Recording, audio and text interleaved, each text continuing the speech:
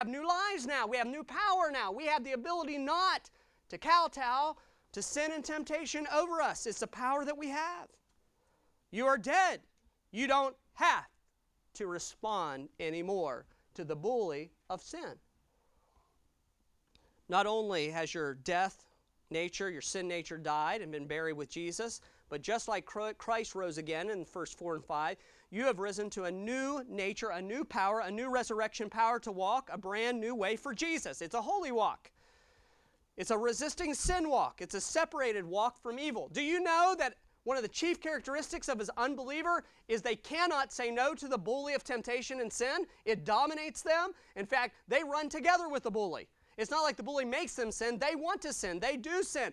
But the believer has been changed. He's died. He has died. You've got to get this. Understand, this is not saying you should do it, as I've said before. It's not, God is not saying you should do this. And I'm not standing up here and saying you should be a good person. I'm not standing up here and saying you should do this, should do this. I'm up here this morning to educate you that something real has happened in your life, and that is you've died to the dominance of the slave master of sin. This is saying you have done this. Now take this knowledge and live like it. Live in its power. Look temptation in the eye and say, but back off! You can't dominate me anymore. I don't have to obey you with this 14-year habit that I have been nursing. I don't have to anymore. The power of sin has been broken over me. I am dead to your power. Notice verse number 5. For if we've been planted together in the likeness of his death. Notice the word planted, the idea of being put in the ground or being put in a tomb above the ground as Middle Easterns were during this time. Together in the likeness or like his death, we shall be also in the likeness of his resurrection. What is this likeness? That we are like Christ in his death and his resurrection. What is his dying like that ours is like? Listen, Jesus accomplished victory over sin, guilt, and the penalty that was upon him. Listen, I bet you $1 billion. I bet you the $1 million that we need to build this building. That Jesus Christ will never go up on that cross again. He will never ever be put in that ground again, and he will never ever resurrect again. He is risen, and he's going to stay risen, and there's no power of Satan or anyone else that could ever take him to that tree. It's done. It is finished. He'll never have to do it again.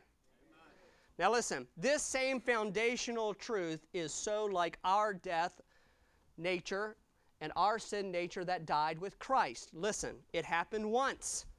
And we need to daily remind ourselves of the foundation of truth that we died with and in Christ. We need to live that out. We can live it out if we claim and live the mindset of victory, and this is where God is heading. You say you're making this all up. Look at verse number 6. I'm just pre-preaching.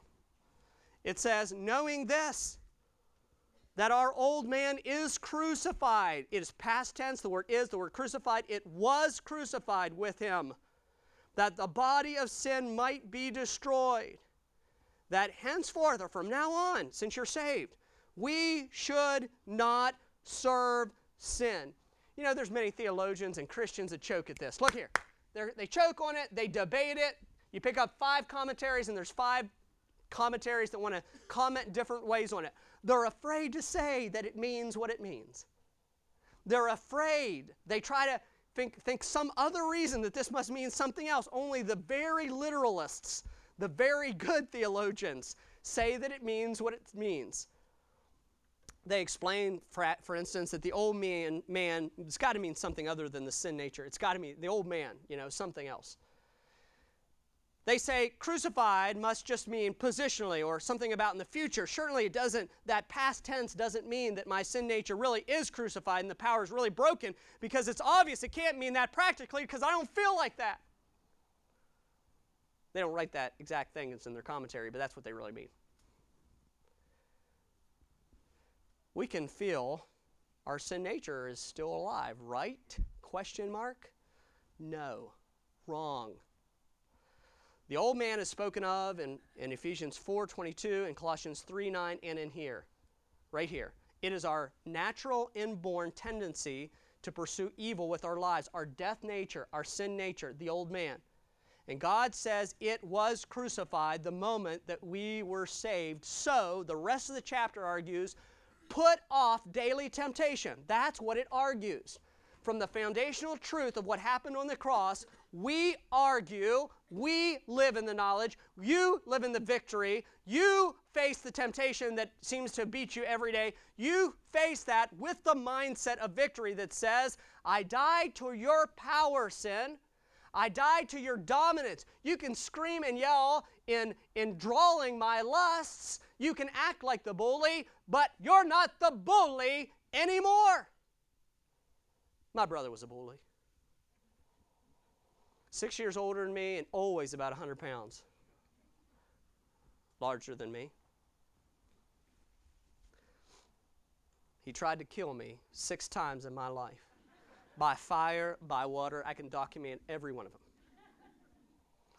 Some of you know the story. There came a day, about 10 years ago, 15 maybe, where I had had enough of the bully.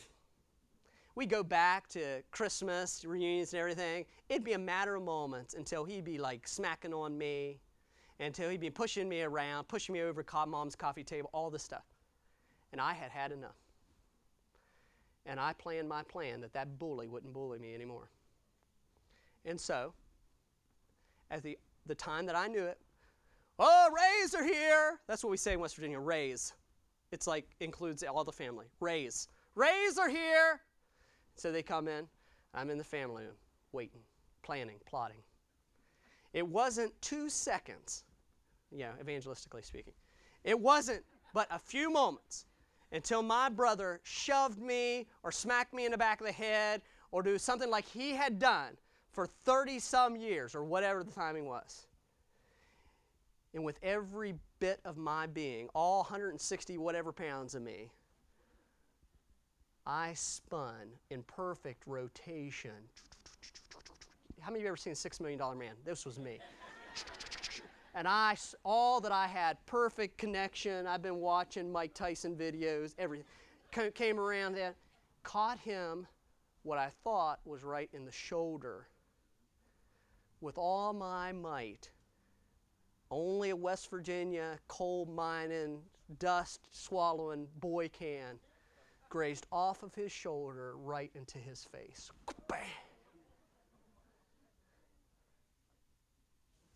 Blood squirt everywhere. He put his hands over his face and he ran to the bathroom and blood just spilled out of his nose. And it was one of the best things that has ever happened in my life. Now listen.